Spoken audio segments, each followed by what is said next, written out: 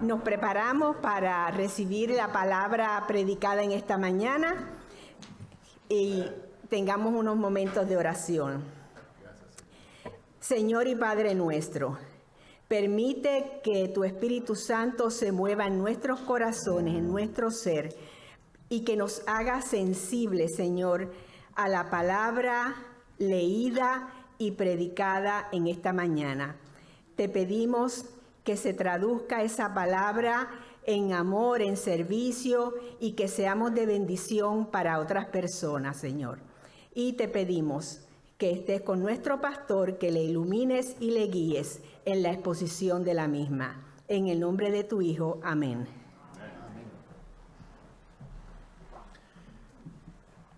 Y puestos de pie aquellos y aquellas que puedan, buscamos en el Evangelio de Lucas, allí el capítulo 4,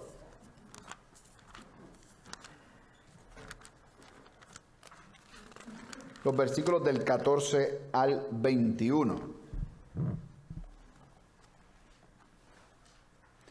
Y dice así en el nombre del Padre, del Hijo y del Espíritu Santo. Amén. Jesús regresó a Galilea con el poder del Espíritu y se extendió su fama por toda aquella región. Enseñaba en las sinagogas y todos lo admiraban. Fue a Nazaret, donde se había criado, y un sábado entró en la sinagoga, como era su costumbre. Se levantó para hacer la lectura y le entregaron el libro del profeta Isaías. Al desenrollarlo, encontró el lugar donde está escrito: El Espíritu del Señor está sobre mí, por cuanto me ha ungido para anunciar buenas nuevas a los pobres.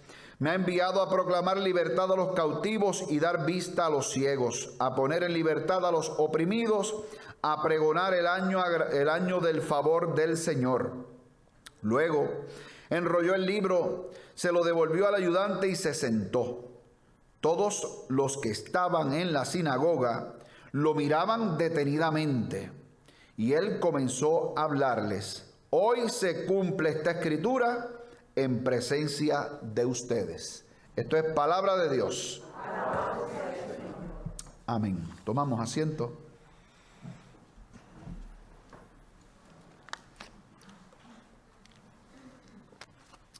Hacía años que yo no cantaba ese corito.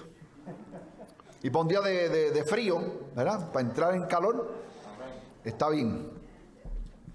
Hermanos y hermanas, leí recientemente un cuento, no sé cuán cierto sea, ¿verdad? Simplemente es un cuento, o por lo menos eso fue lo que leí, de un doctor famoso que tenía que dar una conferencia en otra ciudad.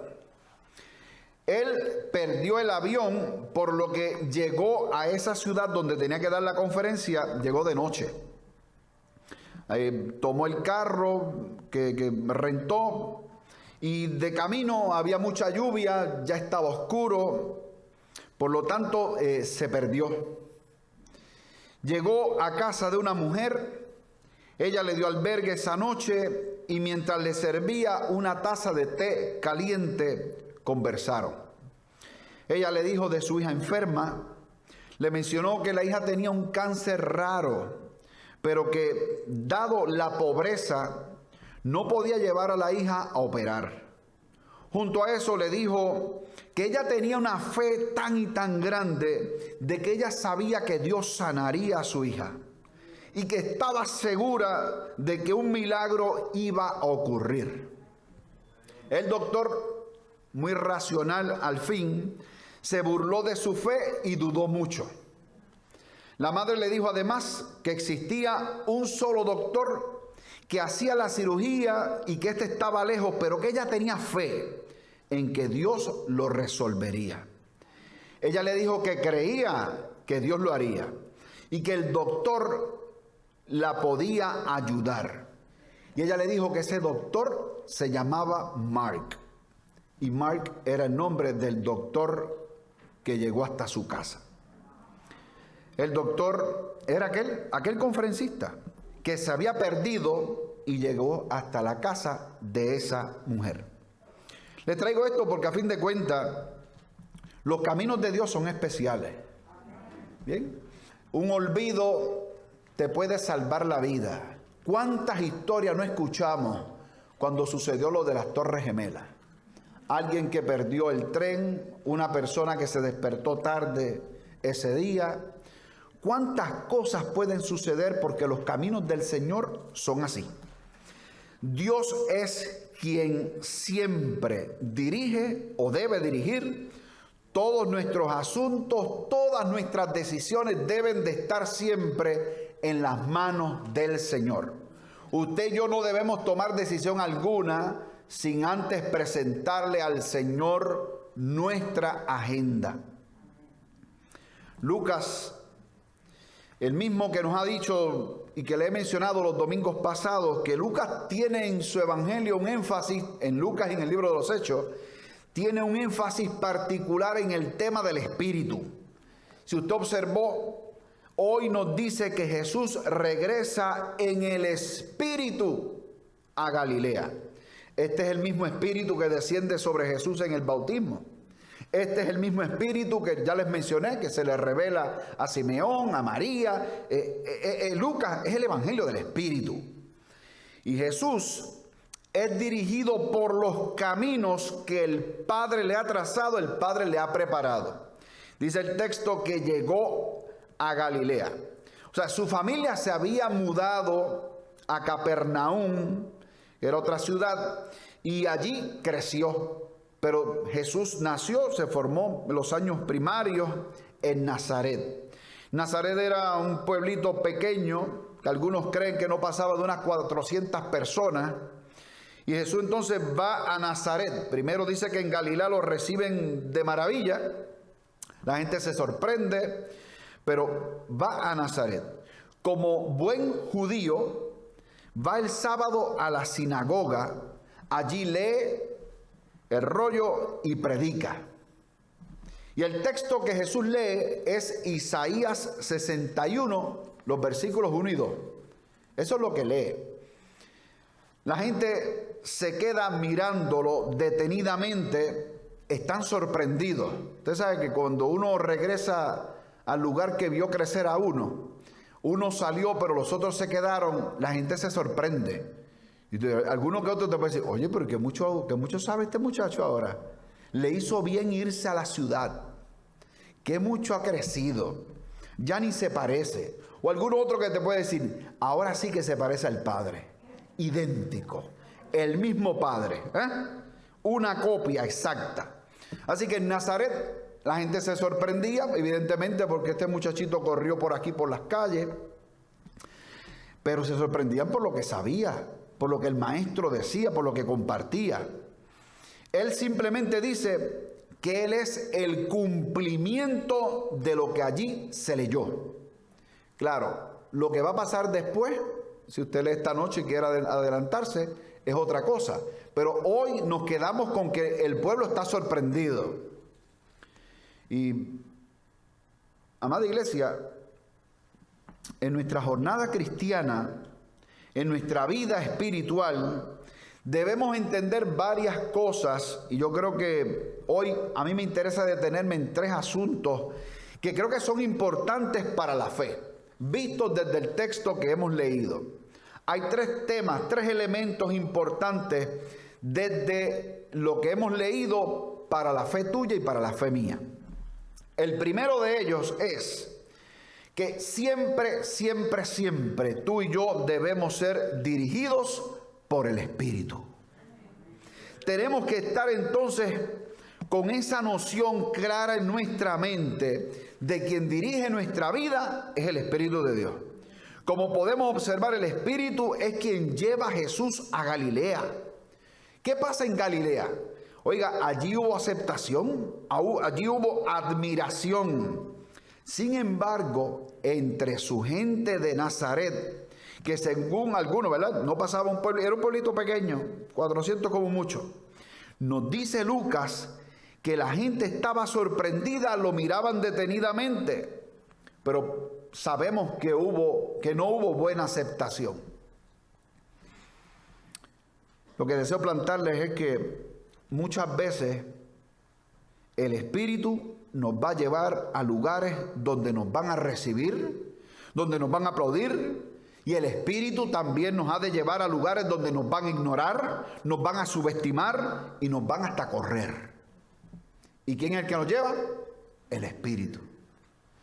Así que no crea que siempre que las cosas le van bien es porque el Señor lo llevó por ahí, y que cuando nos va mal es que tomé una mala decisión. En ocasiones, hermano y hermana, la vida está llena y está compuesta siempre de buenas y malas decisiones, y tenemos que descubrir al Señor aún en medio del quebranto, descubrir al Señor aún en medio de la crisis, descubrir al Señor en medio de la enfermedad, en medio de la lucha, en medio de la angustia. Allí tengo que descubrir la mano buena del Señor. Así que hay lugares donde te van a admirar y lugares de donde te van a correr. Habrán algunos que te van a aplaudir y otros que te van a rechazar.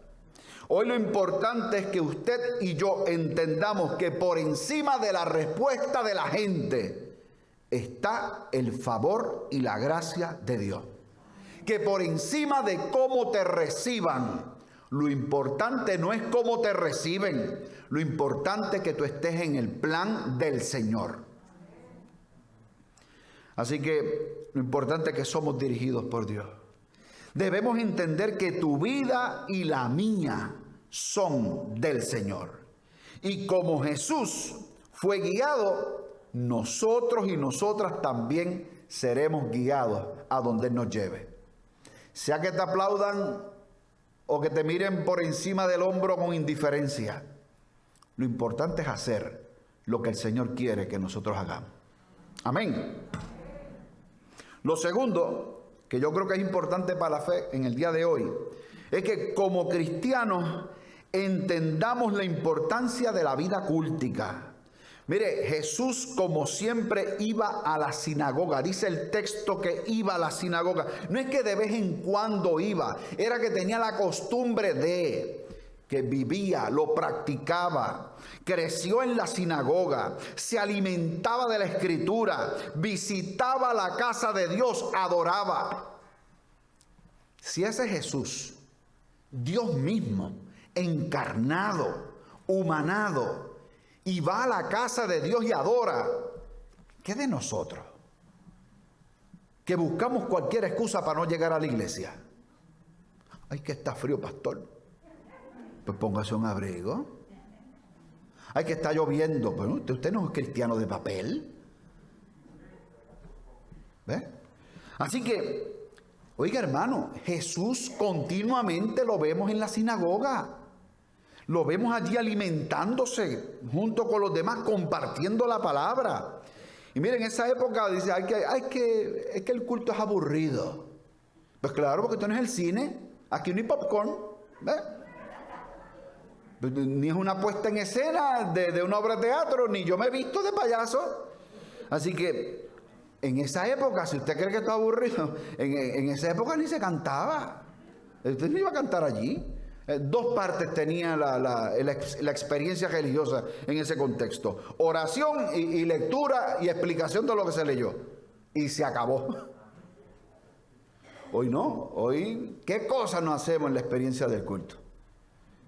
Cantamos, hablamos, decimos las peticiones, oramos, nos reímos, no contamos lo que la gente ofrenda, porque usted sabe que se nos va el culto por la cantidad de años. Pero, oiga, dígame usted, antes era más complejo el asunto. Así que vemos a Jesús allí en la sinagoga, y en los 4 evangelios vemos a Jesús visitando la sinagoga. Para él era importante conectarse con el lugar donde la gente adoraba públicamente. Igual lo vemos en el monte orando, porque necesitaba vincular su corazón al corazón del Padre.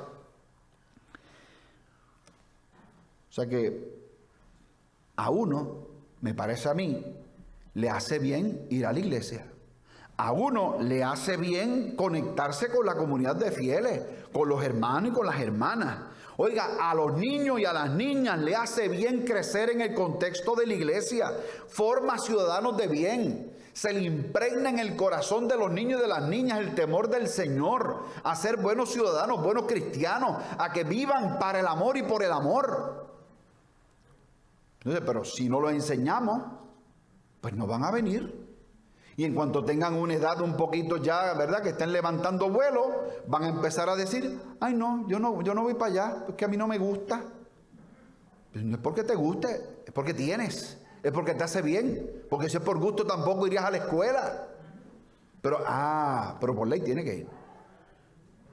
Así que, hermano y hermana, aquí hay una dimensión comunitaria de un Jesús que vincula su corazón no solamente con Dios, vincula el corazón con los hermanos, con los fieles, con la comunidad, porque eso le hace bien, porque eso es bueno, porque está en la familia, cuando la familia sanguínea no está. Y usted bien claro, usted sabe que un amigo es como un hermano en tiempo de angustia, Proverbios 17:17. Hermano y hermana, allí pasa algo más. Allí se da la lectura de la Escritura. Por lo tanto, es vital escuchar la lectura. Es vital encontrarse con el texto sagrado. Es bueno escudriñar la palabra. Es bueno ver el texto y decir, yo he visto al Señor, el Señor me ha hablado a través de esto que yo he leído. Allí tenemos a un Jesús que nos dice en el día de hoy que además de que hay que ser dirigido por el Espíritu, que como cristianos debemos vincular el corazón a la vida cultica. Lo tercero que el Señor nos dice hoy es que tenemos que tener un entendimiento claro de la misión de la iglesia en la vida. La misión de la iglesia no es entretener. La misión de la iglesia no es entretener.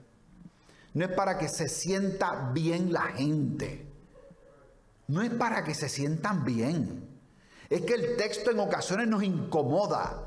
Usted se retuerce en la silla y yo también, como que no me agrada lo que leo, porque eso de amar al enemigo como que me cuesta. Eso de poner la otra mejilla o dar segundas oportunidades me incomoda. Así que el entendimiento de la misión en la iglesia es vital para que nosotros sepamos para dónde es que vamos, para dónde es que va y se dirige la comunidad de fe. ¿Qué razón tiene la iglesia en este tiempo? Yo creo, hermano y hermana, que hay que afirmar que hoy el Espíritu del Señor está conmigo. O sea, el Espíritu de Dios está sobre mí. Eso es lo que Jesús encuentra en el texto. ¿Qué es lo que dice allí? Lee Isaías y dice que el Espíritu del Señor está sobre mí. Pero es que el Espíritu de Dios está sobre ti también. Amén. ¿Y qué encuentra en el texto? Hoy les traigo buenas noticias a los pobres. Oiga, los pobres eran muchos allí. Si era una ciudad tan pequeña, empobrecida, cuando el poder político aplasta y nosotros nos quejamos de los taxes y nos quejamos de cantidad de cosas, pues lo mismo. Pero hoy tenemos cantidad de comodidades. Y para este frío usted cambia el sistemita del aire y empieza a tirar calor. Y usted dice, gloria a Dios. Y como hacía tiempo que no lo encendía, como que huele feo al principio. Pero dice que les traigo buenas nuevas, buenas noticias a los pobres. Jesús es la buena noticia para los pobres, para subvertir el orden, para cambiar el mundo, para que el que está llorando termine riendo, para que el que no tiene tenga en abundancia. Pero estos pobres no son pobres en el espíritu, son pobres concretos, gente que no tiene, gente empobrecida. Y a él le trae buenas noticias.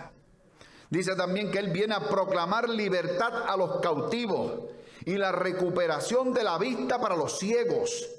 Y eso es lo que usted va a encontrar en el Evangelio. Jesús sanando a los ciegos, Jesús sanando al leproso, Jesús bendiciendo a aquellos que están en el margen, a los que todo el mundo desprecia, a esos Jesús decide amarlo. Y Jesús dice también desde Isaías, hoy dejo en libertad a los cautivos oprimidos para que proclamen el año agradable, el año favorable del Señor. Hermanos y hermanas, la misión de la iglesia no es solo venir a adorar. La misión de la iglesia no es solo leer, escuchar la prédica. La misión de la iglesia comienza al salir del santuario, al salir del templo. Comienza la misión de la iglesia. Y la misión no es un asunto para espiritualizarlo. La misión es real. Allá afuera hay gente que no tiene que comer. Allá afuera hay gente que no tiene quien le haga un favor. Allá afuera hay gente que está ciega. Allá hay gente que está empobrecida. Hay cantidad de personas que no se pueden mover. Allá afuera hay cantidad de gente que no tiene quien les cuide, quien les ame. O sea, la buena noticia es llevarle noticias agradables a los pobres y a la gente que no tiene, proveerle para su día. Como les mencioné en Epifanía, los sabios de Oriente no le cantan a Jesús, llevan bienes necesarios para sostener la familia económicamente. Por lo tanto, hermano y hermana, hay cantidad de gente que vive en esclavitud, adicciones, cualquier tipo de esclavitud. Y esas personas necesitan libertad. Hay que darle vista a los ciegos, hay que dar salud, hay que repartir por el mundo la gracia del Señor para que los ojos de los que tienen los ojos vendados puedan ver las posibilidades en Cristo. Que quien te dijo que tú no podías, en el Señor tú puedes. Hay que llevar libertad a los oprimidos. Por eso la iglesia está presente donde hay explotación. Es por eso que la iglesia está presente donde hay racismo. Es por eso que la iglesia está presente donde hay explotación salarial. Y podemos estar presentes frente a una fábrica, frente a cualquier lugar, denunciando un mejor trato para los empleados. Todo esto Jesús lo hará. Y Jesús lo hará porque te va a usar a ti y me va a usar a mí. Nuestra iglesia ha establecido, y una de las cosas que más me agrada y me gusta a mí, que los fines de la iglesia, la razón por la cual la iglesia existe, es para la proclamación del evangelio. Oiga, la iglesia existe para el amparo. La iglesia existe para la educación. La iglesia existe para la confraternidad. Por lo tanto, amada iglesia, qué bueno es escuchar que cuando usted y yo somos dirigidos por el Espíritu, aunque usted crea que va por el camino que no es, el Señor se encarga de alguna manera de hacer algo distinto para que tu vida y la mía tengan sentido para los demás. Y hay ocasiones en que si te perdiste de ruta por donde estabas caminando, tal vez porque Dios quiere que tú seas útil y de bendición para alguien. Qué bueno es que el Espíritu sea el que guíe tu vida y la mía. Que el Espíritu sea el que guíe tu familia. Que el Espíritu sea el que guíe nuestra comunidad de fe, que guíe el Redentor. Que el Espíritu de Dios sea el que nos acompaña en todo momento. Que sea el Espíritu de Dios el que nos lleve a entender que es bueno y necesario cultivar la fe en comunidad. Vincular el corazón a una comunidad de fe, a una iglesia, a un lugar donde se adora y que tiene programa. Qué bueno es que es el Espíritu el que nos da claro entendimiento de para qué estamos y qué debemos hacer y a quién le servimos. No estamos aquí para servir a los que están bien. Estamos aquí para servir a los que no tienen. A la gente que necesita fe y esperanza. A la gente que posiblemente nadie cree en ellos. Pero aquí hay una iglesia que cree en ti. La iglesia no está para darle de codo, para maltratar, para lastimar a nadie. La iglesia está para bendecir y para alimentar. Hoy tuvimos un taller para los que trabajan con la niñez. Un dato importante en contextos de iglesia. 1 de cada 3 niñas es molestada sexualmente. 1 de cada 7 niños es molestado. Hermano y hermana, nuestras comunidades de fe tienen que ser santuarios seguros para que nuestra niñez venga a adorar y a crecer en el conocimiento de Cristo Jesús. Y para eso trabajamos, y trabajamos duro. Quiera Dios que podamos entender el para qué estamos y el para qué y a quién le servimos. El Espíritu de Dios está sobre ti, como está y estuvo sobre Jesús. El Espíritu de Dios está sobre nosotros como iglesia para llevar buena noticia a los pobres, a la gente que no tiene. Libertad a los que están oprimidos, libertad emocional, libertad financiera. Por eso que la iglesia se mete en todas las dimensiones de tu vida.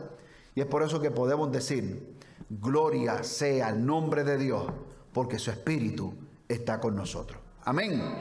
Abre nuestros ojos, Señor. Amén y amén. Dios les bendiga, hermanos y hermanas. Oramos. Dios bueno y Dios maravilloso, gracias por tu palabra que siempre es buena. Oh Señor, sigue dirigiendo los pasos de nuestra comunidad de fe. Ayúdanos, Padre Santo, a entender que tu Espíritu nos lleva de la mano. Ayúdanos, oh Dios amado, a ver que somos útiles en el reino, que servimos, Señor, a una causa mayor. Gracias porque en ti, oh Padre Santo, se abren nuestros ojos. Gracias, Señor, mi Dios amado, porque le servimos a los que no tienen, a los que viven sin fe y sin esperanza. Ayúdanos, Señor, a entender que el Espíritu, tu Espíritu, está sobre nosotros, está con nosotros y con nosotras. A ti sea la gloria por siempre. Y así, Señor, que tu gracia siempre nos acompañe para que podamos tener propósito claro y que la misión de la iglesia sea siempre servir a los demás, no servirse a sí misma. En Jesús oramos. A ti la gloria por siempre. Amén, Señor.